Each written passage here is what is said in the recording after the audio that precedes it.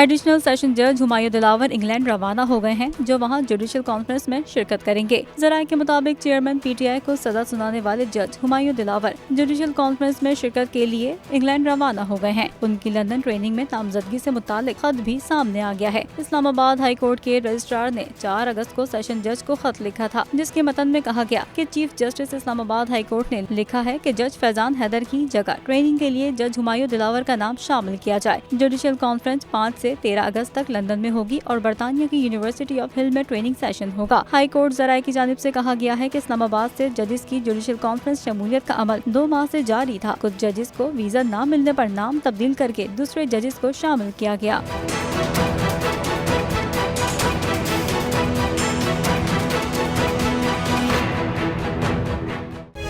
तारीख का अमीर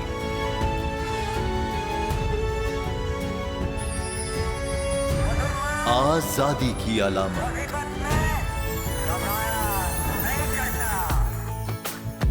हुस्न का आईनादार,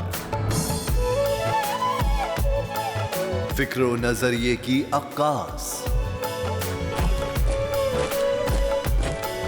सरफराजी का गवाह, यानी हम सबका निगहबान पाकिस्तान। जिंदाबाद पाकिस्तान, पाकिस्तान।